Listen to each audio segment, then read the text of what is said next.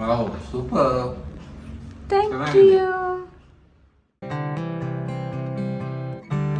Hi all, welcome back to Sanchita Kannada vlogs. I hope ಎಲ್ಲರೂ ಚೆನ್ನಾಗಿದ್ದೀರಾ ಅಂತ ಅನ್ಕೊಂತೀನಿ. ನಾನಿವತ್ತು ಮನೇಲೇ ಹೇಗೆ ರೆಸ್ಟೋರೆಂಟ್ ಸ್ಟೈಲಲ್ಲಿ ಮಶ್ರೂಮ್ ಚೀಸ್ ಗಾರ್ಲಿಕ್ ಮತ್ತು ಗಾರ್ಲಿಕ್ ಫ್ರೈಡ್ ರೈಸ್ ಪ್ರಿಪೇರ್ ಮಾಡೋದು ಅಂತ ತೋರಿಸ್ತಾ ಇದ್ದೀನಿ.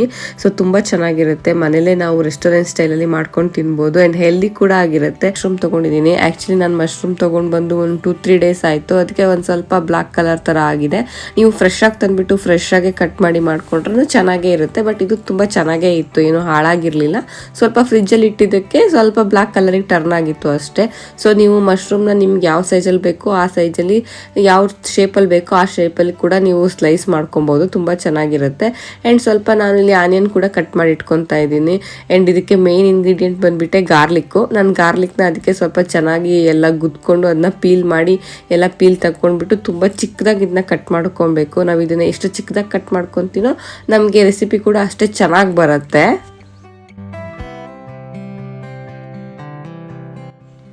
ಆ್ಯಂಡ್ ನಾನಿಲ್ಲಿ 2 ಸ್ಲೈಸು ಚೀಸ್ ತೊಗೊಂಡಿದ್ದೀನಿ. ನೀವು ಯಾವ ಚೀಸ್ ಬೇಕಾದರೂ ತೊಗೊಳ್ಬೋದು. ನಾನಿಲ್ಲಿ 2 ಪೀಸ್ ತೊಗೊಂಡಿದ್ದೀನಿ ಅಷ್ಟೇ. ನಾನು ಪ್ರಿಪೇರ್ ಎಷ್ಟು ಚೆನ್ನಾಗಿ ಮಾಡ್ತೀನಿ ಅನ್ನೋದ್ರ ಮೇಲೆ ಚೀಸನ್ನ ಆ್ಯಡ್ ಮಾಡಬೇಕಾಗತ್ತೆ. ನಾನು ಇದನ್ನು ಸದ್ಯಕ್ಕೆ ಇವತ್ತು ಇಬ್ಬರಿಗೆ ಮಾಡ್ತಿರೋದ್ರಿಂದ 2 ಪೀಸ್ ತೊಗೊಂಡಿದ್ದೀನಿ ಅಷ್ಟೇ. ಚೀಸ್ನ ಈ ರೀತಿ ಚಿಕ್ಕ ಚಿಕ್ಕದಾಗಿ ಕಟ್ ಮಾಡಿ ಇಟ್ಕೊಂಡ್ರೆ ನಿಮಗೆ ಕುಕ್ ಮಾಡಬೇಕಾದ್ರೆ ಈಸಿಯಾಗಿ ಆಗುತ್ತೆ. ಆ್ಯಂಡ್ ಚೀಸೆಲ್ಲ ತುಂಬ ಬೇಗ ಮೆಲ್ಟ್ ಆಗುತ್ತೆ. ಅದಕ್ಕೆ ನಾನು ಚಿಕ್ಕ ಚಿಕ್ಕದಾಗೆ ಕಟ್ ಮಾಡಿ ಇಟ್ಕೊತಾ ಇದ್ದೀನಿ. ಬೇಕಿದ್ರೆ ನೀವು ಫುಲ್ ಸ್ಲೈಸ್ನ ಕೂಡ ಹಾಗೆ ಆ್ಯಡ್ ಮಾಡ್ಬೋದು. ನೆಕ್ಸ್ಟ್ ನಾನಿಲ್ಲಿ ಪೆಪ್ಪರ್ನ ಕುಟ್ಟಿಟ್ಕೊತಾ ಇದ್ದೀನಿ. ಈ ಪೆಪ್ಪರು ಪೌಡ್ರ್ ಕೂಡ ಯೂಸ್ ಮಾಡ್ಬೋದು. ಬಟ್ ನಾನಿಲ್ಲಿ ಮನೆಯಿಂದನೇ ಪೆಪ್ಪರ್ ಕಾಳನ್ನ ತಂದಿದ್ದೆ. ಸೊ ಅದನ್ನ ನಾನು ಪೌಡ್ರ್ ಮಾಡ್ಕೊಳಕ್ಕೆ ಟೈಮ್ ಸಾಕಾಗಿರಲಿಲ್ಲ. ಸೊ ಅದಕ್ಕೆ ಇವಾಗ ನಾನು ಜಸ್ಟ್ ಕುಕ್ಕಿಂಗ್ ಅಂತಲೇ ಪ್ರಿಪೇರ್ ಮಾಡ್ಕೊತಾ ಇದ್ದೀನಿ. ಎಷ್ಟು ಚಿಕ್ಕದಾಗಿ ತುಂಬ ಸಾಫ್ಟಾಗಿರೋ ಥರನೇ ನೀವು ಮಾಡ್ಕೊಬೇಕಾಗತ್ತೆ. ಸೊ ಇಂಗ್ರೀಡಿಯೆಂಟ್ಸ್ ಬಂದುಬಿಟ್ಟು ಇವಾಗ ಕಟ್ ಮಾಡ್ಕೊಂಡಿರೋ ಅಂತಹ mushroom, 1 cup onion and 1 spoon ಮೈದಾ ಕೂಡ ಇಲ್ಲಿ ತುಂಬ ಇಂಪಾರ್ಟೆಂಟು. ಆ್ಯಂಡ್ ಇಲ್ಲಿ ನಾನು ಚಿಕ್ಕ ಚಿಕ್ಕದಾಗಿ ಕಟ್ ಮಾಡ್ಕೊಂಡಿರೋ ಅಂತಹ ಬೆಳ್ಳುಳ್ಳಿ, ಕಟ್ ಮಾಡ್ಕೊಂಡಿರೋಂತಹ ಚೀಸ್, 1 ಅಥವಾ 2 ಸ್ಪೂನಷ್ಟು ನಾನು ಬಟರ್ ತೊಗೊಂಡಿದ್ದೀನಿ.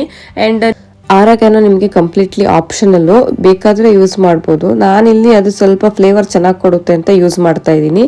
ಆ್ಯಂಡ್ ಕುಟ್ಟಿರುವಂತಹ ಪೆಪ್ಪರು ಆ್ಯಂಡ್ ರುಚಿಗೆ ತಕ್ಕಷ್ಟು ಉಪ್ಪು.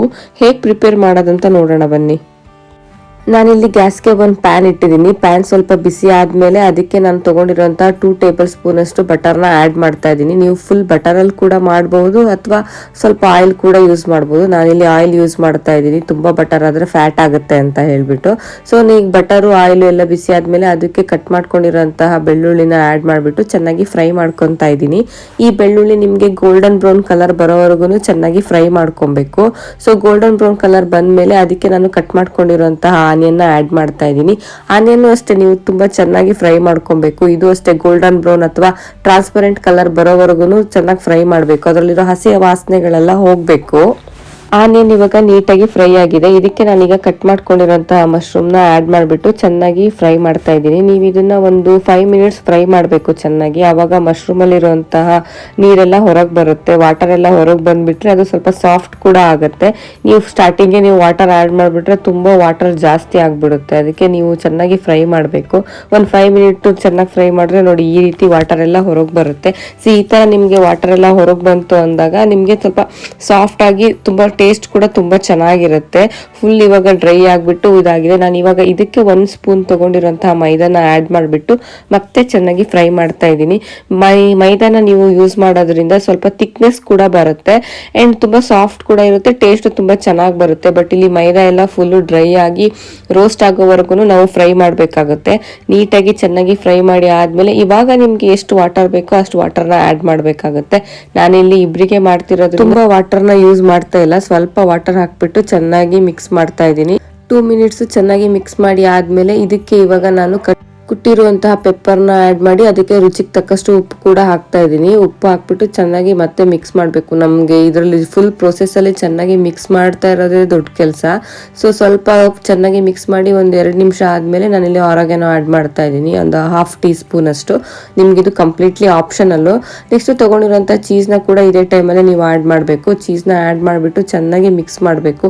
ಅದು ಒಂದೊಂದು ಸೈಡಲ್ಲಿ ಮಾತ್ರ ಇದ್ದರೆ ಅಷ್ಟೊಂದು ಟೇಸ್ಟ್ ಬರಲ್ಲ. ನೀಟಾಗಿ ನೀವು ಮಿಕ್ಸ್ ಮಾಡಿ ಚೆನ್ನಾಗಿ ತಿರ್ಗಿಸಿ ತಿರುಗಿಸ್ತಾ ಇದ್ರೆ ಎಲ್ಲ ಚೀಸಸ್ಸು ಫುಲ್ ಮೆಲ್ಟ್ ಆಗಿಬಿಟ್ಟು ಸ್ವಲ್ಪ ಗ್ರೇವಿ ಕೂಡ ತಿಕ್ಕಾಗಿ ಕಾಣಿಸುತ್ತೆ, ತಿಕ್ಕಾಗಿ ಮತ್ತೆ ವೈಟ್ ಕಲರ್ ಕೂಡ ಅದು ಟರ್ನ್ ಆಗುತ್ತೆ. ನೆಕ್ಸ್ಟ್ ಸ್ವಲ್ಪ ಇಷ್ಟು ವೈಟ್ ಕಲರ್ ಬಂದು ಸ್ವಲ್ಪ ಚೆನ್ನಾಗಿ ತಿಕ್ಕಾಗಿ ಆದ್ಮೇಲೆ ಇದಕ್ಕೆ ನೀವು ಇವಾಗ ತಗೊಂಡಿರುವಂತಹ ಫ್ರೆಶ್ ಕ್ರೀಮ್ನ ಆ್ಯಡ್ ಮಾಡಬೇಕು. ನಾನಲ್ಲಿ ಫ್ರೆಶ್ ಕ್ರೀಮ್ ತೋರಿಸಿಲ್ಲ ಸ್ಟಾರ್ಟಿಂಗಲ್ಲಿ, ಮರ್ತೋಗ್ಬಿಡ್ತು. ನಾನಿಲ್ಲಿ ಫ್ರೆಶ್ ಕ್ರೀಮ್ನ ಒಂದು 2 ಅಥವಾ 3 ಟೇಬಲ್ ಸ್ಪೂನ್ ಅಷ್ಟು ಆ್ಯಡ್ ಮಾಡ್ತಾ ಇದ್ದೀನಿ. ಇದು ಅಷ್ಟೇ, ನಿಮ್ಗೆ ಎಷ್ಟು ಬೇಕು ಅಂತ ನೋಡಿಬಿಟ್ಟು ಆ್ಯಡ್ ಮಾಡ್ಕೊಬೋದು. ಫ್ರೆಶ್ ಕ್ರೀಮ್ನ ಆ್ಯಡ್ ಮಾಡಿಬಿಟ್ಟು ಮತ್ತೆ ಒಂದು 5 ಮಿನಿಟ್ಸ್ ಚೆನ್ನಾಗಿ ಮಿಕ್ಸ್ ಮಾಡಬೇಕು, ಟರ್ನ್ ಮಾಡ್ತಾನೆ ಇರಬೇಕು, ಯಾಕಂದರೆ ಅದು ಇಲ್ಲ ಅಂದರೆ ಸ್ವಲ್ಪ ಗಟ್ಟಿಯಾಗಿ ಹಿಡ್ಕೊಳ್ಳೋ ಚಾನ್ಸಸ್ ಇರುತ್ತೆ.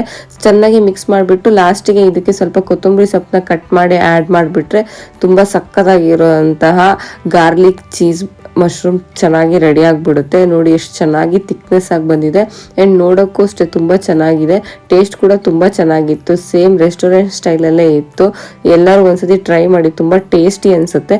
ನೆಕ್ಸ್ಟ್ ನಾನಿಲ್ಲಿ ರೈಸ್ ಪ್ರಿಪೇರ್ ಮಾಡಲಿಕ್ಕೆ ರೈಸ್ ತೊಗೊಂಡಿದ್ದೀನಿ. ನಾನಿಲ್ಲಿ 1 ಕಪ್ ಅಷ್ಟು ರೈಸ್ ತೊಗೊಂಡಿದ್ದೀನಿ ಆ್ಯಂಡ್ 2 ಅಥವಾ 3 ಸ್ಪೂನ್ ಅಷ್ಟು ಆಯಿಲ್ ಕೂಡ ತೊಗೊಂಡಿದ್ದೀನಿ. ಆ್ಯಂಡ್ ಕುಟ್ಟಿರುವಂತಹ ಪೆಪ್ಪರು, ಕಟ್ ಮಾಡ್ಕೊಂಡಿರೋಂತಹ ಕೊತ್ತಂಬರಿ ಸೊಪ್ಪು, 1 ಕಪ್ ಅಷ್ಟು ಆನಿಯನ್ ತೊಗೊಂಡಿದ್ದೀನಿ ಆ್ಯಂಡ್ ಚಿಕ್ಕದಾಗಿ ಕಟ್ ಮಾಡ್ಕೊಂಡಿರೋ ಬೆಳ್ಳುಳ್ಳಿ ಆ್ಯಂಡ್ ಲಿಂಬೆ ಹಣ್ಣು, ರುಚಿಗೆ ತಕ್ಕಷ್ಟು ಉಪ್ಪು ಆ್ಯಂಡ್ ಖಾರಕ್ಕೆ ನಾನು ಇಲ್ಲಿ ಚಿಲ್ಲಿ ಫ್ಲೇಕ್ಸ್ ತೊಗೊಂಡಿದ್ದೀನಿ. ಸೊ ಇದನ್ನು ಹೇಗೆ ಪ್ರಿಪೇರ್ ಮಾಡೋದಂತ ನೋಡೋಣ ಬನ್ನಿ.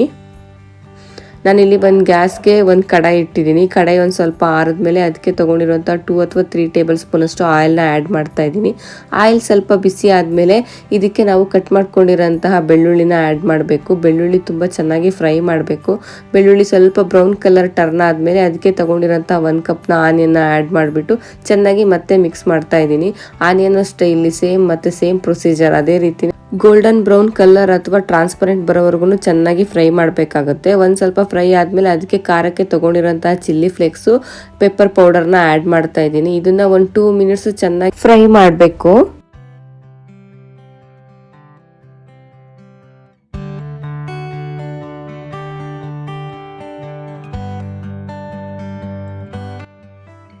ಆನಿಯನ್ ಎಲ್ಲ ನೀಟಾಗಿ ಫ್ರೈ ಆದಮೇಲೆ ಇದಕ್ಕೆ ಇವಾಗ ತೊಗೊಂಡಿರೋಂಥ ರೈಸ್ನ ಆ್ಯಡ್ ಮಾಡ್ತಾ ಇದ್ದೀನಿ. ರೈಸ್ನ ಆ್ಯಡ್ ಮಾಡಿಬಿಟ್ಟು ಚೆನ್ನಾಗಿ ಸ್ವಲ್ಪ ಮಿಕ್ಸ್ ಮಾಡಿಬಿಟ್ಟು, ನೀವು ಇದನ್ನ ಎಷ್ಟು ಚೆನ್ನಾಗಿ ಮಿಕ್ಸ್ ಮಾಡ್ತೀರೋ ನಿಮಗೆ ಅಷ್ಟು ಚೆನ್ನಾಗಿ ಬರುತ್ತೆ. ಸೊ ನಾನಿಲ್ಲಿ ಸ್ವಲ್ಪ ಚೆನ್ನಾಗಿ ರೆಸ್ಟೋರೆಂಟ್ ಸ್ಟೈಲಲ್ಲೇ ಮಿಕ್ಸ್ ಮಾಡ್ತಾ ಇದ್ದೀನಿ. ನೆಕ್ಸ್ಟ್ ಇದಕ್ಕೆ ಕಟ್ ಮಾಡ್ಕೊಂಡಿರೋಂತಹ ಕೊತ್ತಂಬರಿ ಸೊಪ್ಪು ಮತ್ತು ರುಚಿಗೆ ತಕ್ಕಷ್ಟು ಸ್ವಲ್ಪ ಹುಳಿ ನೋಡ್ಕೊಂಡ್ಬಿಟ್ಟು ಲೆಮನ್ ಆ್ಯಡ್ ಮಾಡಬೇಕು. ನಾನಿಲ್ಲೊಂದು 2-3 ಡ್ರಾಪ್ಸ್ ಅಷ್ಟು ಲೆಮನ್ ಆ್ಯಡ್ ಮಾಡ್ತಾ ಇದ್ದೀನಿ ಅಷ್ಟೇ. ಅಷ್ಟು ಆ್ಯಡ್ ಮಾಡಿಬಿಟ್ಟು ನೀಟಾಗಿ ಮತ್ತೆ ಮಿಕ್ಸ್ ಮಾಡಿಕೊಂಡ್ರೆ ನಿಮಗೆ ಸಖತ್ತಾಗಿರುವಂತಹ ರೆಸ್ಟೋರೆಂಟ್ ಸ್ಟೈಲಲ್ಲಿರೋ ಗಾರ್ಲಿಕ್ ಫ್ರೈಡ್ ರೈಸ್ ರೆಡಿ ಆಗುತ್ತೆ. ಎರಡರದ್ದು ಕಾಂಬಿನೇಷನ್ ಮಾತ್ರ ತುಂಬ ಸಖತ್ತಾಗಿರುತ್ತೆ. ನನಗಂತೂ ಇದು ಈ ನಡುವೆ ತುಂಬ ಫೇವ್ರೇಟ್ ಆಗಿ ಹೋಗ್ಬಿಟ್ಟಿದೆ. ಫಸ್ಟ್ ನಾನು ಮಶ್ರೂಮ್ದು ಈ ರೀತಿದನ್ನೆಲ್ಲ ನಾನು ಹೋಟೆಲಲ್ಲಿ ಆರ್ಡರ್ ಮಾಡ್ಕೊಂಡು ತಿಂತಾ ಇದ್ದೆ. ಬಟ್ ಈ ನಡುವೆ ನಾವೇ ಮಾಡ್ಕೊಂಡು ತಿನ್ಬೋದು ಮನೇಲಿ ಅಂತ ಹೇಳ್ಬಿಟ್ಟು ನಾವೇ ಮಾಡ್ಕೊಂಡು ತಿಂತಾ ಇದ್ದೀನಿ. ತುಂಬಾ ಚೆನ್ನಾಗಿರುತ್ತೆ, ಟ್ರೈ ಮಾಡಿ. ರೆಸಿಪಿ ಹೇಗ್ ಬಂತು ಅಂತ ನನಗೂ ಕಮೆಂಟ್ ಮಾಡಿಬಿಟ್ಟು ತಿಳಿಸಿ. ಐ ಹೋಪ್ ಈ ವಿಡಿಯೋ ಎಲ್ಲರಿಗೂ ಇಷ್ಟ ಆಗುತ್ತೆ ಅಂತ ಅನ್ಕೊಂತೀನಿ. ಇನ್ನ ಯಾರೆಲ್ಲ ನನ್ನ ಚಾನಲ್ನ ಸಬ್ಸ್ಕ್ರೈಬ್ ಮಾಡಿಲ್ಲ, ಪ್ಲೀಸ್ ಸಬ್ಸ್ಕ್ರೈಬ್ ಮಾಡ್ಕೊಳ್ಳಿ, ಲೈಕ್ ಮಾಡಿ, ಸಪೋರ್ಟ್ ಮಾಡಿ. Thank you. ಹೇಳ್ತೀನಿ ಹೇಗಿದೆ.